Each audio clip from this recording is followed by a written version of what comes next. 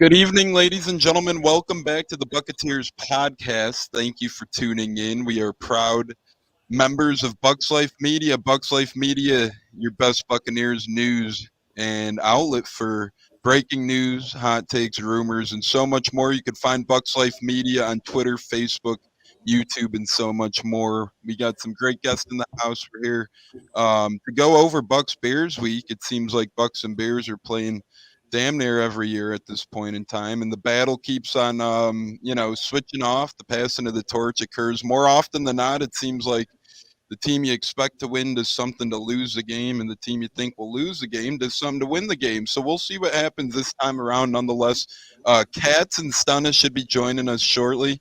Again, you can follow us on Twitter at Buccaneers. Get at us on YouTube at Buccaneers Podcast. Follow us on Apple, Spotify, and so much more for your news about the Tampa Bay Buccaneers. We're joined by some great Bears guests. They were able to hop on last year's episode as well. That seemed like a lifetime ago. So much has gone on. In about a year, they played, I believe, week 4 or week 5 Thursday Night Football last year. So it's been roughly approximately almost or a year in time. We're a little bit over the year. Last year was a Thursday. This is an upcoming Sunday. But we're joined by the same peeps, the same great guests, and we'll see if their opinions are the same. Last year, we predicted Bucs win. We've seen what happened. The Bears ended up winning this year. We'll see if it's the same or different. Nonetheless, we're going to welcome in our guest at this time. We'll start off by welcoming Juice from Untitled Sportsnet, my brother from another mother. Juice, how we doing tonight? Thanks for joining. We do appreciate it. Good, Tones. Just trying to hope to God that we have another miracle like last year. Be nice to get a win, but with the roster kind of depleted and the way that Matt Nagy has called plays for the rookie quarterback, doesn't look like we're going to get much of that. Yeah, I mean, it sounded a little similar towards last year, minus the rookie quarterback part. So we'll see if the Bears could pull it out or whatnot. But we do appreciate you joining. Where can the people follow you at on Twitter and your team on Tap Sports and the great work you guys do? Yeah, so follow me at Juice on Tap, and the network is on Tap Sportsnet. Hashtag Crack'em. We follow and do all the Chicago sports and literature needs for you. Cubs, Sox, Bulls, Bears, Blackhawks, some MMA, some pop culture stuff, and some soccer coverage as well for the Fire. We actually media passes for the Fire, so been something that we've been working towards. It's been a fun kind of journey. We just celebrated our full year and a half as of recently, and going on 2 years. It's been a great run. Got over 40 some writers that cover between all the Chicago sports teams, and we're about everywhere. But yeah, it's been a fun ride. You can go ahead and go to ontapsportsnet.com and go ahead and read some of our stuff if you're interested to preview the Bears side of it a little deeper as a Bucs fan.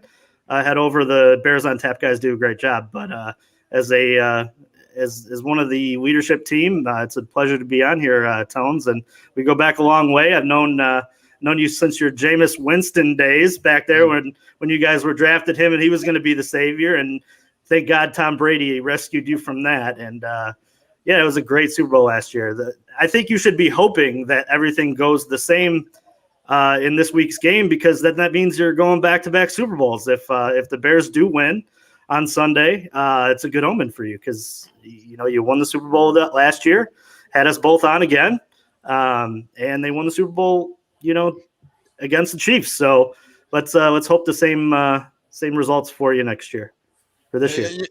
I am a man of superstitions and omens, but I don't want a damn loss. We'll push the loss off for another year. We suffered one against you guys last year. We don't need to start piling them up against the Bears. Next thing you know, I'll be walking in Chicago. I was pointed and laughed at on Twitter last year, so I don't need that humiliation again this year. But nonetheless, we do go way back. I was in as Timmy pointed to his shirt, Eastern Illinois days. I was in our chapter house when Sir Jameis Winston was drafted, and now he's a division rival. How time flies. How times change. Timmy, speaking of you, my man, how the hell you doing? Thanks for joining us tonight. We do appreciate it. Where can the people follow you at on Twitter, my friend?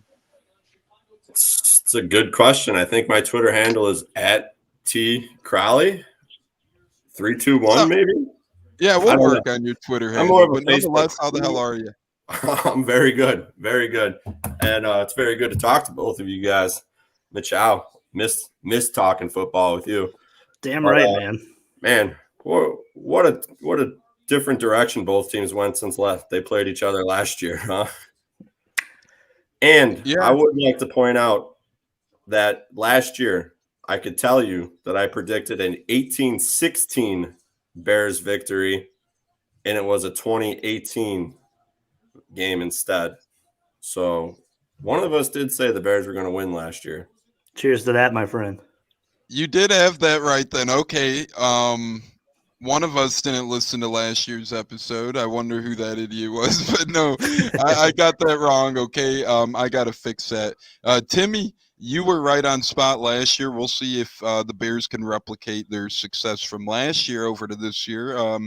Different atmosphere, could be the same outcome. Nonetheless, guys, we're going to welcome on one of the members of the crew and one of my great co-hosts now, Mr. A. Katz, Andrew Katzman. Katz, thanks for joining tonight. How the hell are you, my friend? We got some Bears folks on. We got Timmy C., lifelong fan, fantasy football player, and a season ticket holder. And we got my friend Michow Juice from Untitled Sports, contributes for them, Cubs, Bears, whatever you name it. He does some great work. Well, it was a pleasure to be here. It's good to be here. Everything is good. Yeah, last year that was not a good night for us, but I think the Bucs needed that loss, as it turned out, ironically enough. Yeah, it shaped out well for you guys in the end. It was a loss. You gotta take. Go on, Katz. You got to take a step back. Sometimes you've got to have a game like that. If you have it, championship aspirations, if you're going to commit, how many penalties did we have in that game? 17, something like that. And if you do that and you get away with it and win the game, you're more likely to repeat the same thing over and over again and not win same type of game later in the year. So you commit whatever amount of penalties it was. I feel like it was 17. It was a very high number of penalties the Bucs committed. And you don't deserve to win like that. And they didn't win. And they eventually got that cleaned up, more or less, and did go on to win the Super Bowl. If you get away with it, you win a game like that, you're going to think, wow, shit, we can go ahead and do this every week. It's not going to matter. Yeah, so you never know. But I believe a lot of players felt that it was an important point in the season, believe it, as crazy as that might seem now looking back. It's a terrible game in the long run, I think. We ended up coming out the following week and spanked Mr. Rogers in our neighborhood. So, it did end up being somewhat pivotal, it seemed, because the Bucs ended up playing some of their best brand of football that following week. So I agree with you there. It was perhaps a blessing in disguise, as sometimes a loss is what it takes to propel teams to play and elevate their play to the next level, to get their foot in the door and start playing like the team they're capable of being. So, Katz, I'm excited to get to talk to you about this game as well tonight, because a lifelong Tampa fan you are. Obviously, Bucs Bears go way back, and we'll discuss in a little bit, how far back they go and whatnot. But on the Bears front, we're going to start with the Bears front. We got COVID news, injury updates. It seems like one of the Bears running backs continues to be down with COVID. Head coach Matt Nagy did say today Damian Williams is not a guarantee to play this week. He's still on the COVID list, and he has not returned from the COVID list to this point in time. Bears starting running back David Montgomery, he's already on IR, so they're down to perhaps rookie running back Khalil Herbert, who did run really well last week for stepping in as a third string, and he played, and he didn't expect to play, I'm sure, at this point in time for the Bears, because they had two better running backs, more well-respected running backs above him. So we'll see what happens. But Juice, we'll start with you, then we'll move to Tim. What's going on with Damian Williams and perhaps other injuries around Chicago? And what direction are some players who might be questionable at this point in time heading into Sunday? Are they going to suit up, or what's going on? Yeah, Damian Williams is a huge loss. There's after the David Montgomery injury, you look a lot of the running back depth, and they've had Artavius Pierce up and down from the practice squad, as well as Ryan Nell. But those guys are not the bell cow back for this. It's Khalil Herbert, and he's been a blessing in disguise for this team. a guy they found in the mid rounds, a hard runner, a guy who really kind of mirrors the more athletic version of Jordan Howard, in my opinion. He seems to be a good pass catcher out of the backfield. He's some guy that when they drafted him this offseason, I was really excited about him and Daz Newsome.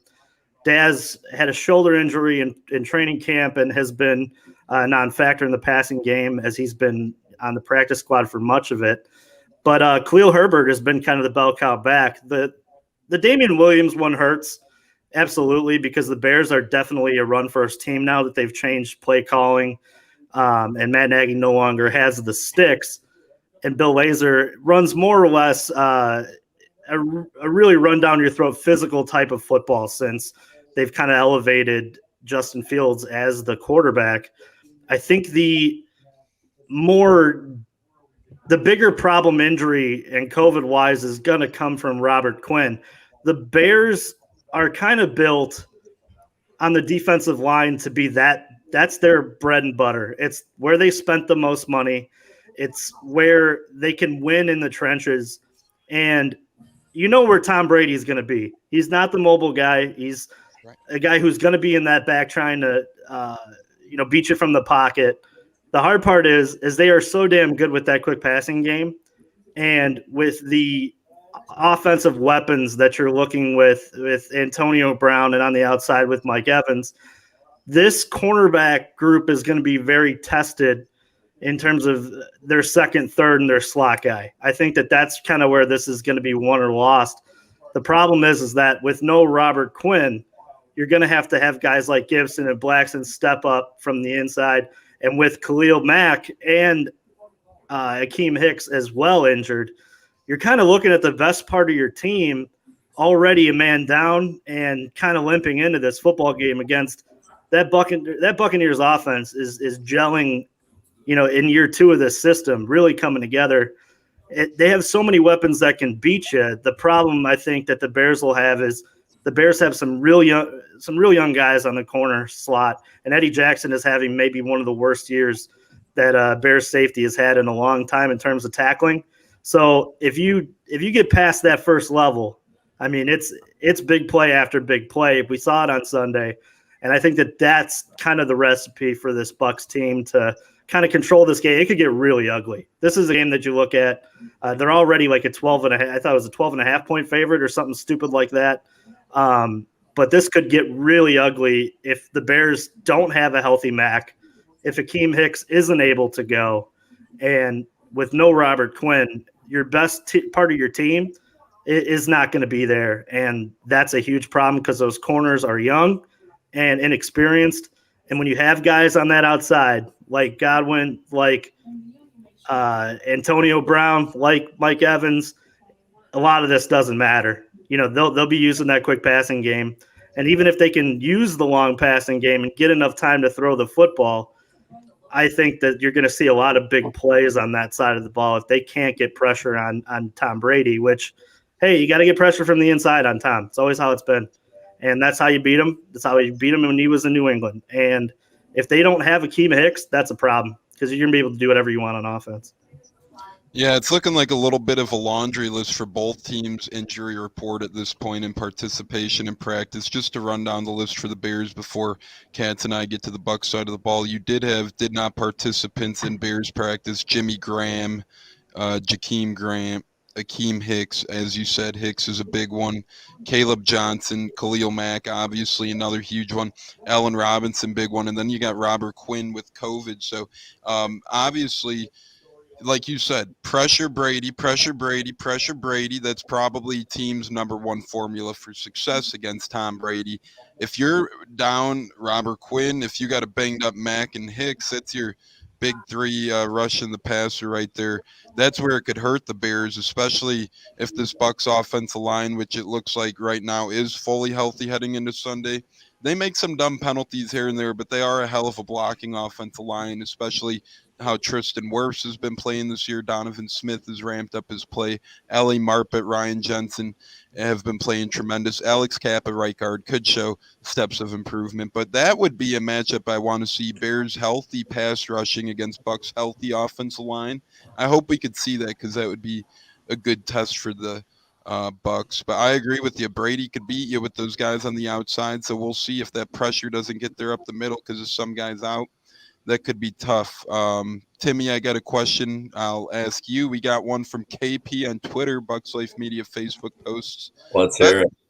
Best Bears fantasy asset for Sunday. I know you're in fantasy football. I know you're big time fantasy football. Who you liking Bears wise for Sunday? Do you like the Justin Fields play? Do you like a running back from Chicago? Do you like a tight end wide receiver?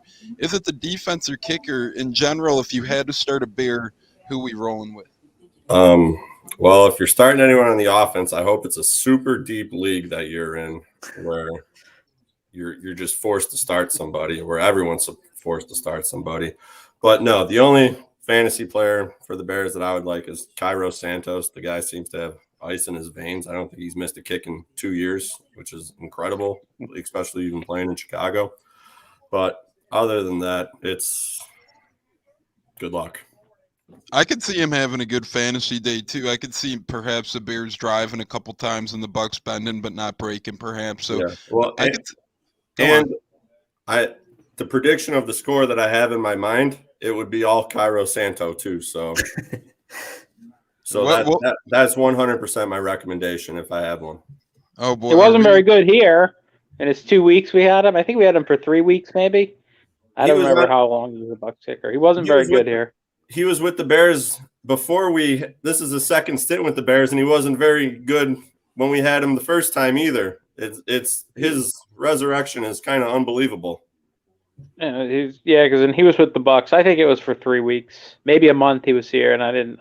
Someone said, "Oh, you're gonna love him. He's a great kicker." I said, "We'll see about that." I didn't. I did not love him. He wasn't a good kicker. Not here. He wasn't.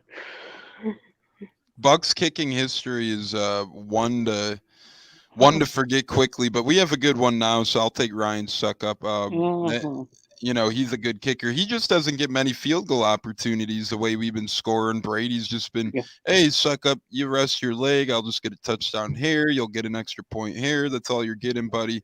I agree, though. Cairo Santos is a very effective kicker now, it seems, with Chicago. Time in Tampa, not so much, but I mean, I can name a couple guys: Nick Folk, Lawrence Tynes, Roberto Aguayo. The list goes on and on. Bertrands, B-Trans. You got the Vikings kicker who was on the Bucs practice squad last year, who's missing game-winning field goals, Greg Joseph. So you got a plethora of last year. Yep, Greg Joseph was on the Bucs last year on our practice squad. We protected him more weeks than not, actually. I know that was real extreme last year with COVID. Who's protected this week? Who's not protected on the practice squad this week because all that COVID? But yeah, Greg Joseph was our backup practice squad kicker for the entirety of the season last year. Obviously, knock on wood, since Suckup didn't miss any time, although he was placed on the COVID list at one point. He didn't miss any time, so we didn't have to dip into him. But we did have Joseph. So you have all these ex-Bucs kickers all over the damn place. Some effective now, such as Santos. Some still needing work, such as Joseph, and others out of the league, such as can't even think of some of that. Beatrans guy, he's trash.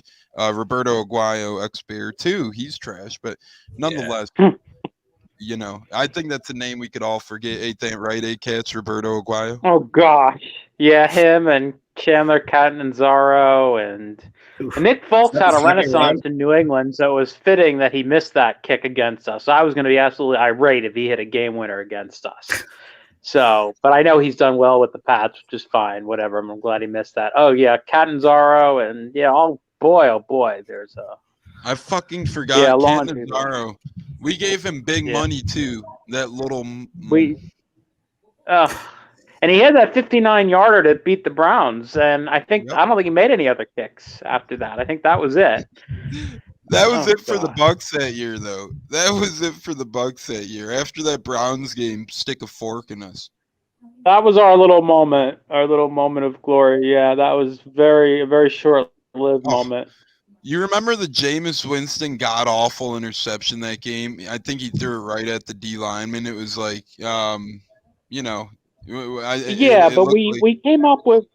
we did come up with about 17 or 18 or 19 reasons why it really wasn't his fault, and we then gave him credit on playing a good game, and we continued to to hurt ourselves like that as fans and torture ourselves every time that happened. Yeah, I do. He threw it right to the defensive lineman, and they said something that Godwin ran the wrong route that took the linebacker into that area, and it really wasn't the quarterback's fault. I was like, yeah, fine, whatever. I'll go with it. I don't care. If that's what y'all say, it'll keep me hopeful. And look where you're at like now. An abusive relationship. Yeah, look where we're at now. I agree, We though. deserve that. We do deserve this, but it was always something. Blame game. Huh? You know, the Bucs are the losingest franchise in NFL history, or in all of sports. NHL. No, we're MLB, second NFL. now. We're second. Minnesota Timberwolves, I heard, have passed us now, so we're no longer the worst. Hey, Good for that's them.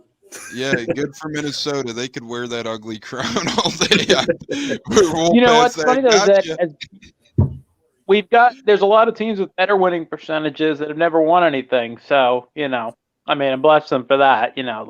Like the Vikings would be an example. How many times have the Vikings been in the playoffs? How good they've been so many times. And I feel I'll say this, I don't know if, well, we might end up playing them at some point, so I'll be careful. But I will say, as of this moment, Viking fans are always cool to me in my personal encounters, so I feel for them.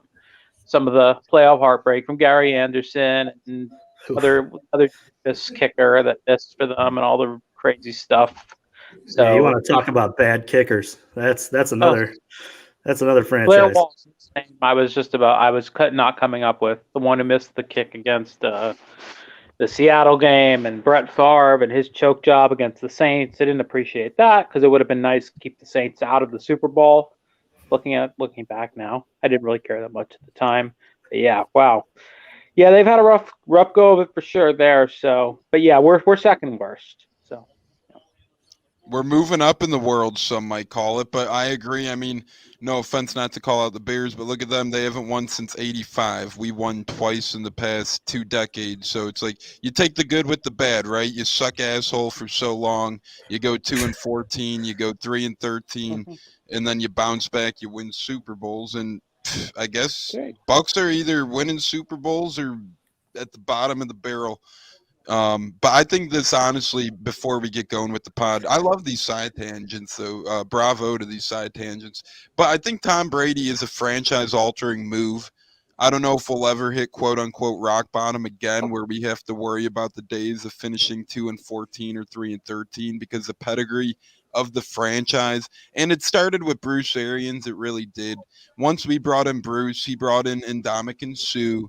You bring in 2 of those guys who changed the culture. You bring in Tom Brady. You bring in Gronk. Next thing you know, you got guys like AB, Lenny F., Richard Sherman. And I mean, Lenny F. said it himself today.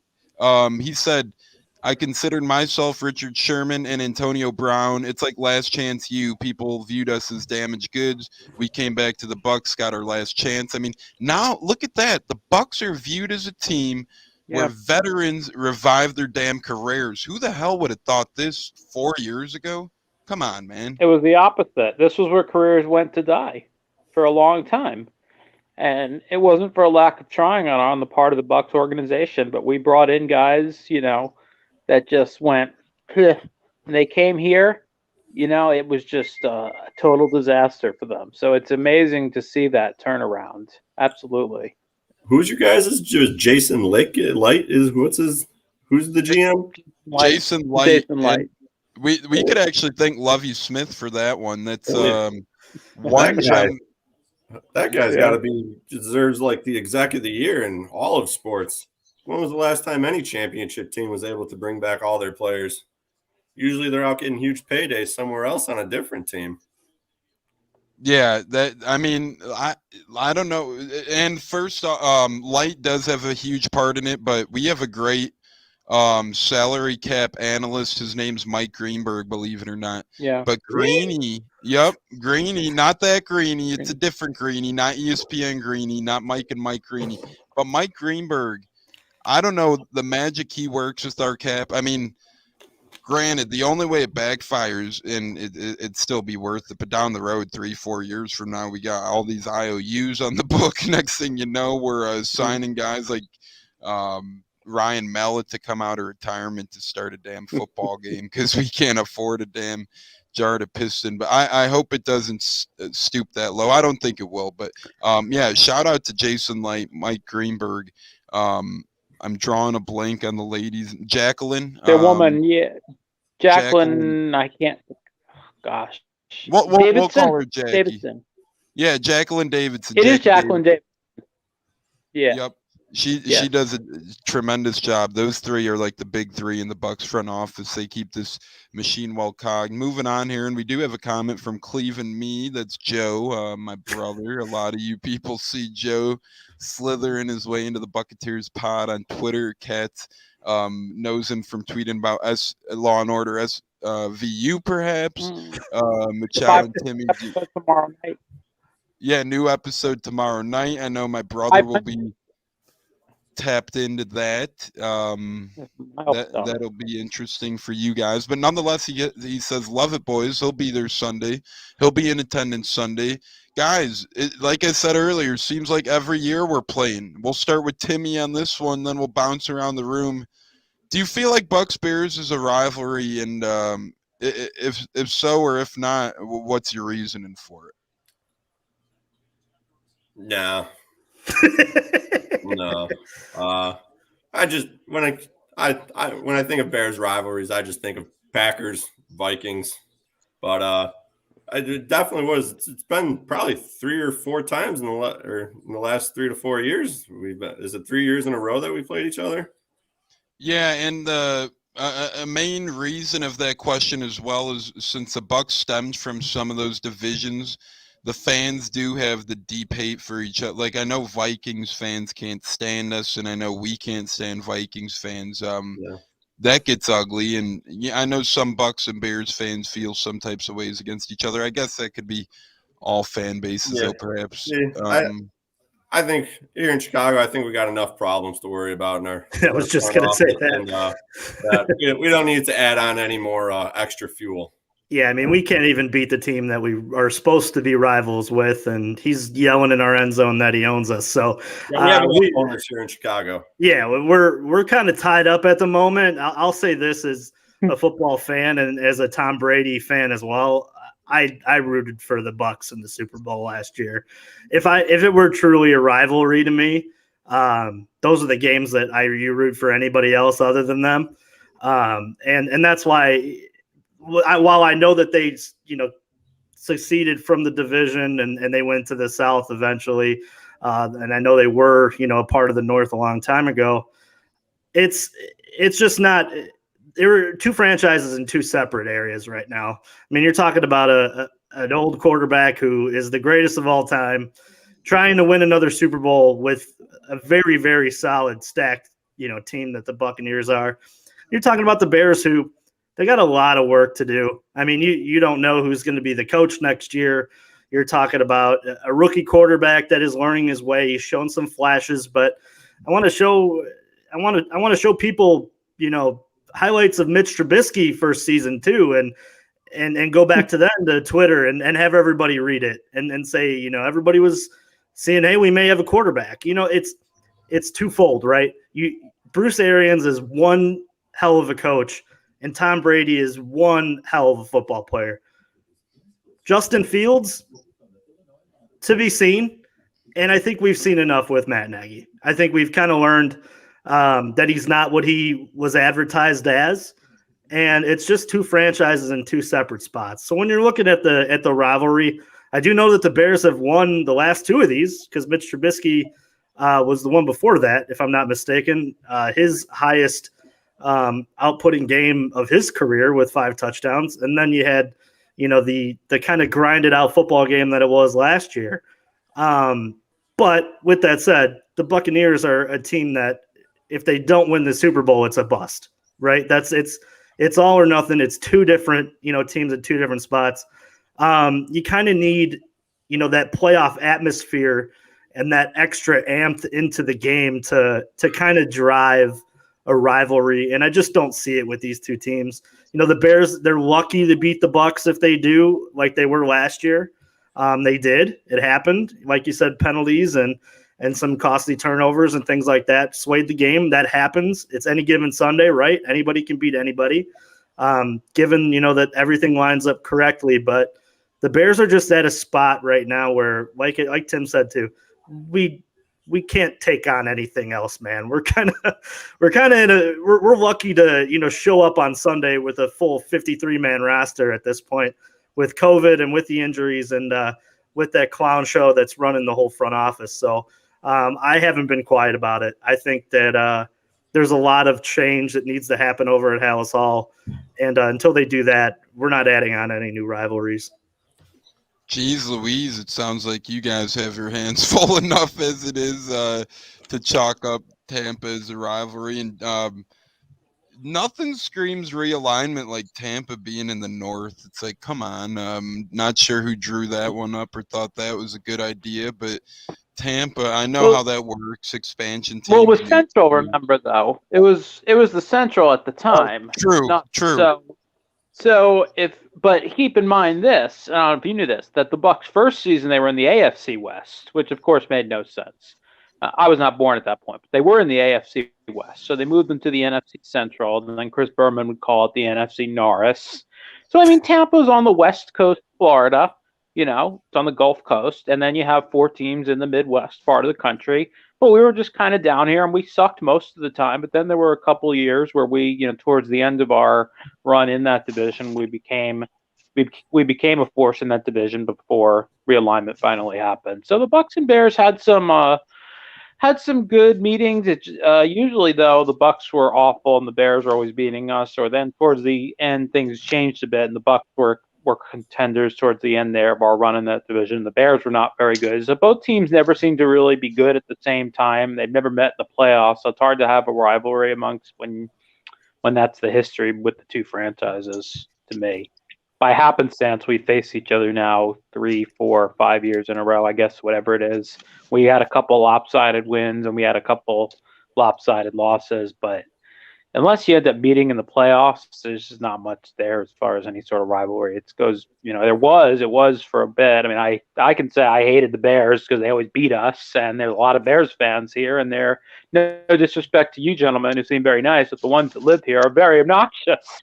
They're very annoying. So, and there's a lot of them. Of all the teams we played in that division, Bears fans and Green Bay fans are close. There's been more Bears fans here than most opponents we face when they come, and most people that live here are a ton of Chicago Bears fans. But, I can't imagine, usually obnoxious, although they also, I think, know where, like you mentioned, where the two teams are at in their respective, whatever you want to call it right now, ranks, where the teams are at. Yes. Thank you. I couldn't think of the word. Yes. These two gentlemen are good Bears fans, and as you said, there's bad fans everywhere, though. You got your jackass Tampa fans, and I won't name them off. Go ahead, Tim. I can tell you one thing, though. At one point in my life, I must have been a big Bucs fan, because you better believe I had my Mike Allstott and Warwick Dunn jerseys. Yes. I always, a lot of people I remember, Bears fans over the years, would always say, and given because he's from Illinois originally, how they're like, man, I wish we had Mike Allstott, man. They would say it all the time. It was like, I love, I'm a Bears fan, but I do love Mike Allstott. I sure wish he played for us. And it's that he played his whole career here. Yeah. I actually played on they commemorated the field that he played on for Pee Wee football in New Lenox, Illinois, where I grew up. And I played football on that field. So we were always big Mike Allstott fans. Absolutely. So you've hit the nail on the head. I would give the Bears fans down there in Florida a little break. We're kind of dealing with a real crappy state, so they may be a little bit more on the ornery place because of our mayor and governor. So when they do come down after they leave the state, give them a break. It's not you. It's what they grew up in. All right. I'll let it go. Son was going to go a little lower on the camera. What were you saying, Tim? I said I was hoping my man Stun was going to lower the camera a little bit on his toilet shot. Stun, how we doing today, my friend? Thanks for joining, and give the people what they want. Stun, you in the building? Hey, you got to pay for that now. You got to pay for All that. Bears win. Will that get it? Oh man, Stunna. We're real quick. We're talking rivalry, Bucs Bears. I know you're a longtime season ticket holder since over 2 decades Hey, I'm ago. going to say this, though. I'm going to say this. Yeah. Yeah. You think it is? You think it is a rivalry then, huh? Yeah, man. What's your reasoning? If we could have some reason. Hey, I'm going to say this. It was more of a rivalry when we were wearing. It was more of a rivalry when we were wearing creamsicle. Yeah. And we were in back in the creamsicle. Why? Because when we were, like you said, I think Cass was talking about. We were in the same division. They used to invade our stadium. There's a lot going on back then, and we would usually lose because we had a terrible franchise. Now when we got, then when we switched Well, there goes Stunna. I don't know what the hell's going on there between his camera, his mic. It was electric, though. He is electric. That few words and we got the point though, man. We got it, man. The creamsicle jerseys bringing back rivalry on. That's maybe the Bears will wear the orange and that'd be a real clusterfuck out there. The Bucs could the Bucs are actually talking about bringing back their creamsicles next year if the NFL does allow the team to wear more than one helmet or whatnot, which would be awesome to see Tom Brady in creamsicle.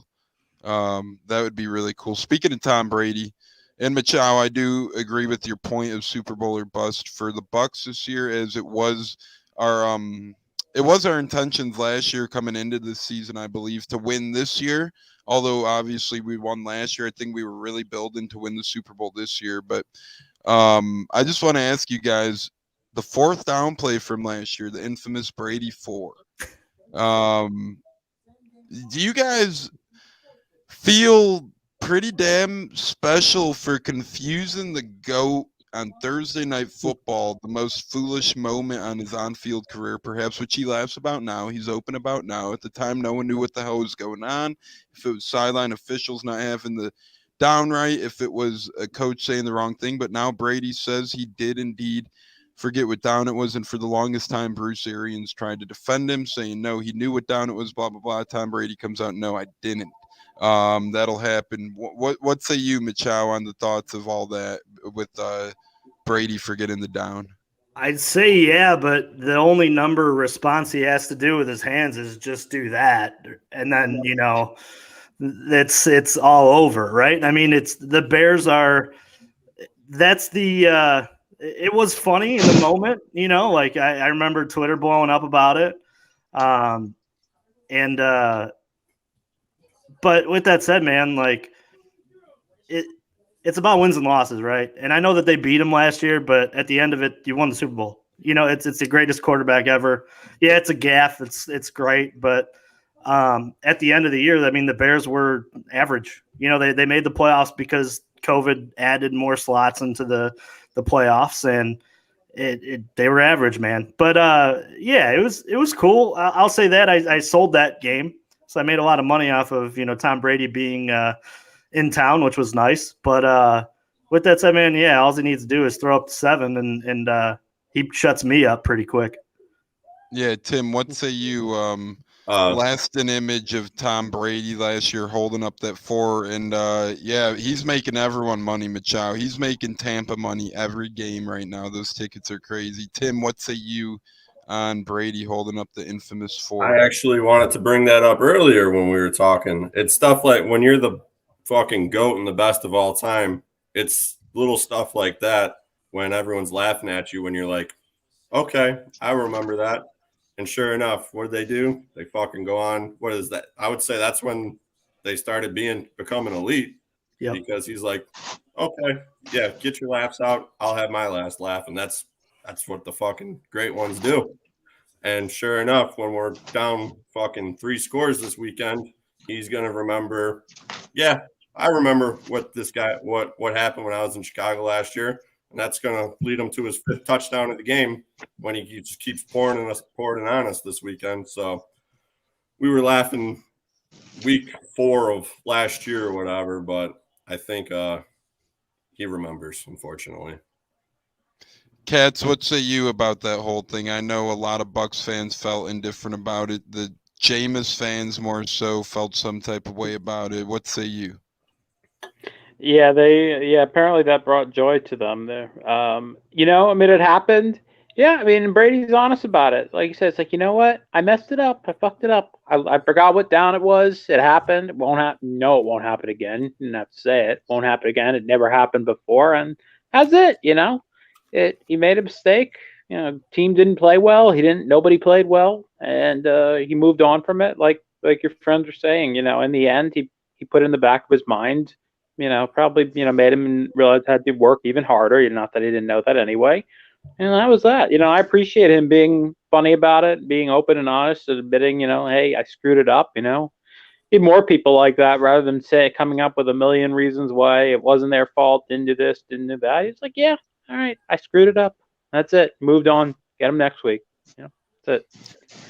And I agree. You guys are tuned into the Buccaneers podcast. Before we get to Stunna's take on it, I just want to preview the last 20 minutes of the show. It's going to be a fun 20 minutes. We're going to dive into Stank Bastards, good friend of the show, Stank Bastard, member of the Loose Cannons podcast.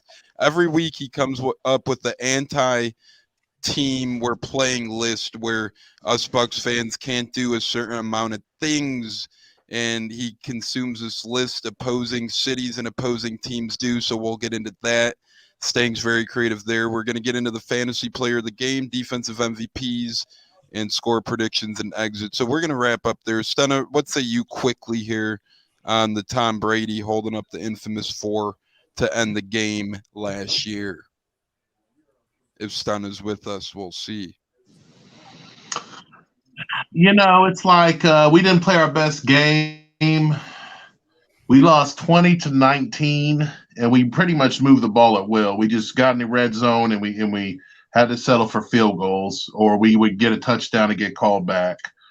They had that fluke turnaround when we went up 13-0, where they scored 14 unanswered points, and we know that both of those were set up by the officials. So it's kind of like the Bucs this year in the way we're starting the season. Even when we play our worst game, we should still win the game. Okay, we played pretty terribly this year against the Patriots and the Cowboys. Should have blown them out, both teams, and yet we still got the win. So at the time it was again, we're a Thursday night on the road team. Those are always hard to overcome anyway, like we just dealt with this week. So, at the time, I thought people were making too big a deal out of it. I'm like, this is week 4, man. We got a whole season. But I hope that it stung the players, and I hope they have a little bit more in their crawl. But I think that the Chiefs game is really what put us over the edge last year, not necessarily Chicago. Yeah, Chiefs were the game that perhaps propelled us. It gave us the juice into the bye week, into the playoffs. Chicago was perhaps a team that made us find our identity in the early half of the season. Both of those losses were perhaps the 2 crucial losses that did ultimately propel. They made us play a lot cleaner. They made us play a lot cleaner. The Tyreek Hill game?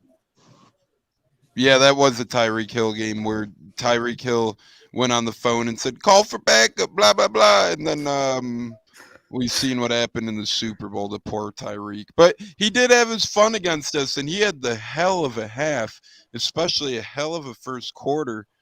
Man, there was one point I thought, is this dude going to get like 500 receiving yards today? Low-key, he was just doing that good against us. But that Todd Bowles didn't call that bad of a defensive scheme again. That was awful scheme, awful. You don't see that from Todd Bowles often either. So who knows? He could have been experimented in that first half a little bit and then dove a little deeper into the second half as we came back. And that's when Tony Romo. He does throw a lot of zero coverage out there. Yeah, he does, man. And that zero coverage, if the right guy could pick it apart like Mahomes and Tyreek did in that given time, that'll hurt. Like Drew Brees did on those Sunday night games last year.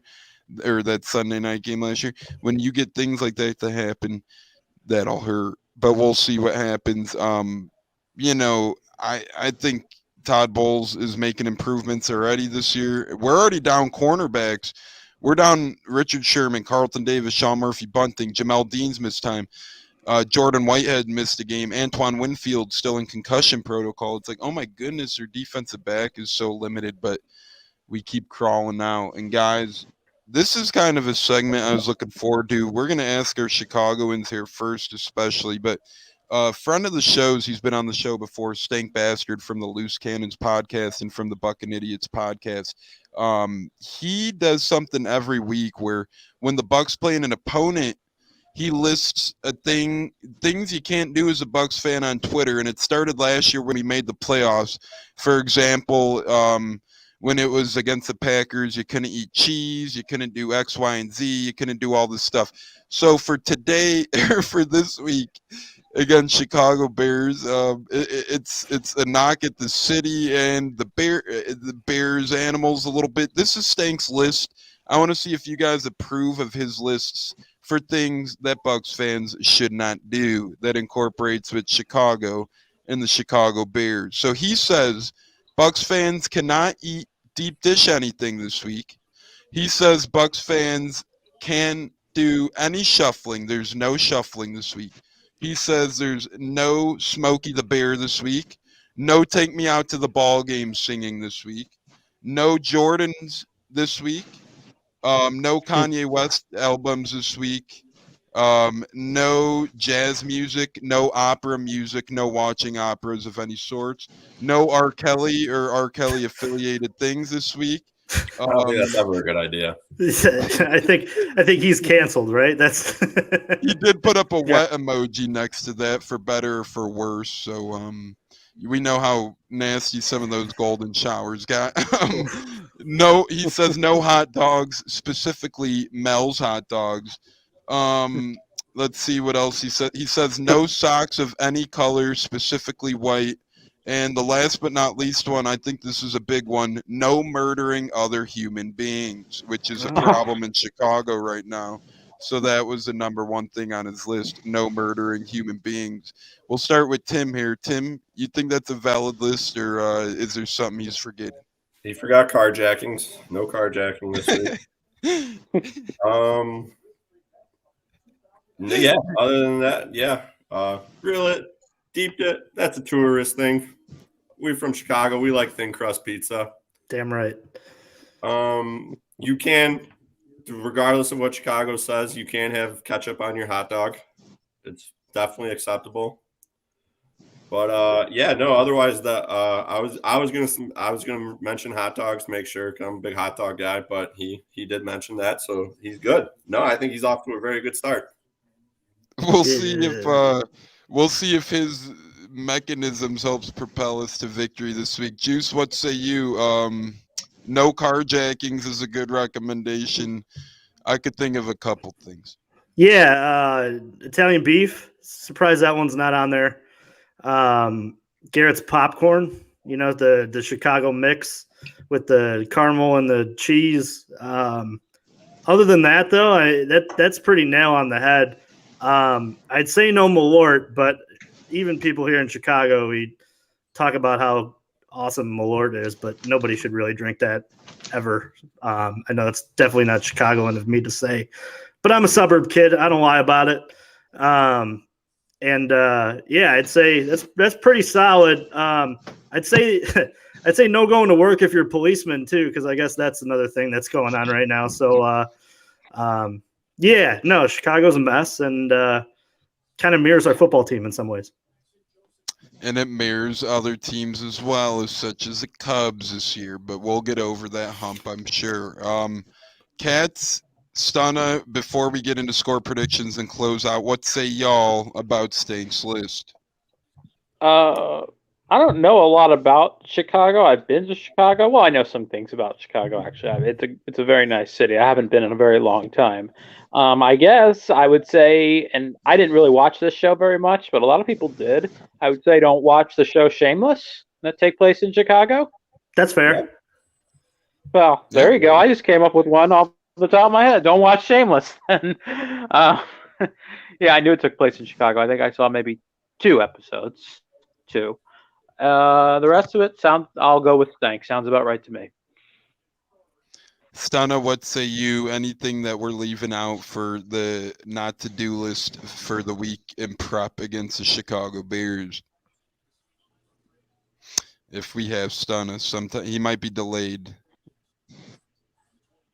Stunna wiggled out for now. We'll get back into him shortly, but I can't think of anything off the top of my head that stink. I think you guys named Chicago all of them. PD. Well, I would say don't know. don't take any taxi cabs, but we don't do that anyway. No taxi cabs. I mean, our old quarterback did. No, I'm here. What are you talking about?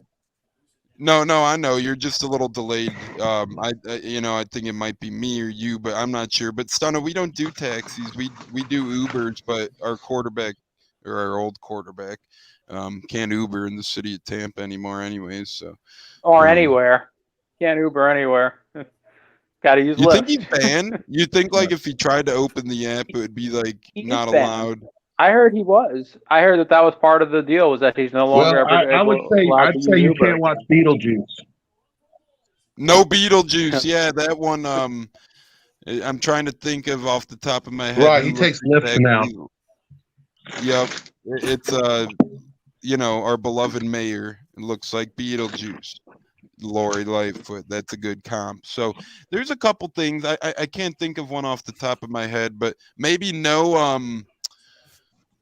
Yeah, I'm not even going to try and guess. No wind, but, how the fuck do you prevent wind? So we'll get into score predictions and whatnot. We only got juice for a couple more minutes, and we're only on for 8 more minutes. So we're going to wrap things up here like a curveball strike 3 call to the Chicago White Sox. But anyways, score predictions, and then we'll bounce out. Juice, we'll start with you, my friend. Score prediction, your fantasy player of the game for the Chicago Bears, that is. And who's your defensive MVP for the Chicago Bears? And then do your closeout as well. We appreciate your time again. Thanks for joining us. Yeah, man. Thank you for having me on. Score prediction-wise, if the Bears have any chance to win this game, they're going to have to really grind it and make this a really dirty, messy football game, which I don't see happening. I have the Bucs winning 34-16. And I think it's going to be a lot more of a blowout than that even looks. I think if you're watching the Bears from my standpoint, they've been very sloppy. They've got a rookie quarterback. And if you're looking at the team as a whole, they seem to be very distracted off the field right now. There's a lot of stories around the team about the head coach, about, old players going back and forth with, new players on performance and pointing fingers. This just seems to be the perfect time for the Bucs to roll, for the Bears to roll in. And as we know, Tom Brady with extra time to prepare. I don't think that's a recipe for success for us. If I were going to take anybody fantasy-wise, I'd take Khalil Herbert, strictly because I think he's going to have the ball a lot, and it's a lot about usage. I think he does score. And what was the other question there, Tones? Who do you think steps up defensively for the Bears? Just assume they're all healthy in this one. Yeah. I mean, defensively, if you're watching Roquan Smith, he's playing some of the best football out there right now defensively. If you're going to pick him, or if you're going to pick anybody, you pick him. He's been one of the best players defensively in football, and nobody's talking about it. And, I'd take him. And Tones, thanks for having me on. You can follow me at Juice on Tap. I'll be back for when the Bears play the Bucs again. Hopefully next year, is keep this train rolling. And you can follow me at Juice on Tap, and make sure you're heading over to OnTap Sportsnet for your Bears needs and for any of your Chicago sports and literature needs. If you want any extra preview for the Bears side of the game, just to learn a little bit of what's going on with our teams. I appreciate it, buddy. And I hope to see you soon and grab a beer and watch some football. Yeah, absolutely. I hope to see you soon. Grab a beer, watch some football. We got to get back golfing. I did not golf once this damn summer. Shame on me. Not one time after upping it to 3 or 4. So Juice, that was Juice, a great guy, great friend of the shows. You're the man. He'll be back. Maybe we might play the Bears next year, or maybe we get lucky, get back to the Super Bowl. He could jump on. We do special guests for that. Maybe NFL draft. We'll get him back on though. You guys could go catch his work and the rest of the On Tap gangs at On Tap Sports, and they do a great On Tap Sports Net. They do a great job of all Chicago sports. Juice in particular for Cubs, and if you guys want Cubs post game, you know where to find them. Ain't that right, Juice? Yeah, man. Yeah, thanks again. Jumping off real quick. Sorry, gotta get to Bulls halftime. I'll actually be on for most of the Chicago Bulls stuff as well this season. So catch me over at Bulls on Tap for fill-in stuff. And yeah, man, thanks again for having me on. Timmy, got to see you soon, buddy. Yeah, good to see you, Kyle. Yep. Man. See you, Juice, and you guys can go catch him at Bulls and Cubs and so much more on Tap Sportsnet. Cats, we're going to get your score prediction, and then we'll do mine, and we'll close out with our guest Timmy's. Cats, what's your score prediction? And for you, I know you're not huge on fantasy, so we'll just get your offense and defensive player of the game. Michow said 34-16 Tampa Bay. What are you going with, Cats? I would go 31-17. Bucs win. From a fantasy standpoint, I don't, I was going to say Antonio Brown, but now I see he might be out. It looks like that's up in the air. His ankle. He hurt his ankle last week. Yeah. So if not him, then I'm just going to go a little off here, and I'm going to say OJ Howard has another nice game. Had a good week last week, so I'm going to say he has a good game. And maybe gets in the end zone an extra time or two. And defensively for us,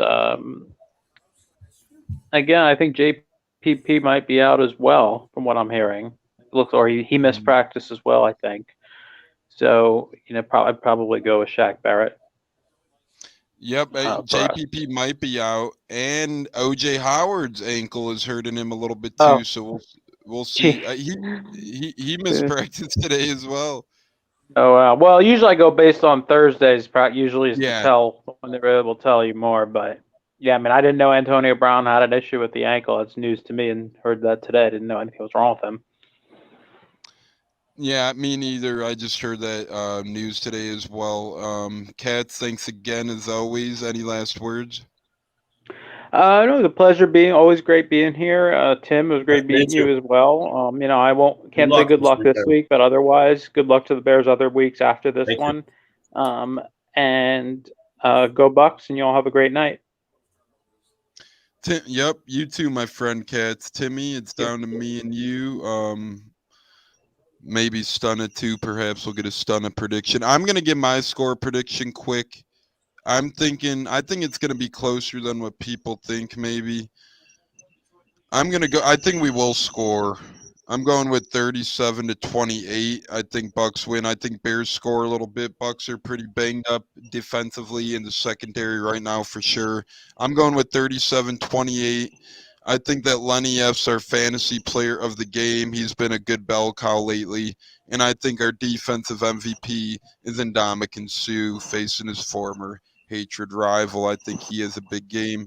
Timmy C, my friend, what's your score prediction? Since you already named your Bears fantasy player of the game, give us who you think your Bucs fantasy player of the game should be and your Bears defensive MVP. So score prediction, Bucs fantasy player of the game, and Bears defensive player of the game before we let you go. Well, I do my NFL power rank. These are the legit NFL power rankings right here. Not what ESPN tells you. And I have the Buccaneers #1 over here on the left, and the Bears all the way over here at 22 on the right side. So if you're a Bears fan, I predict pain, a lot of pain. But I got Tampa Bay 27, Bears 6. If there's an offensive player for the Bears, Darnell Mooney is kind of our big play guy. No, but you asked for a Bucs one. Mooney ain't bad either. We'll take your Bears one.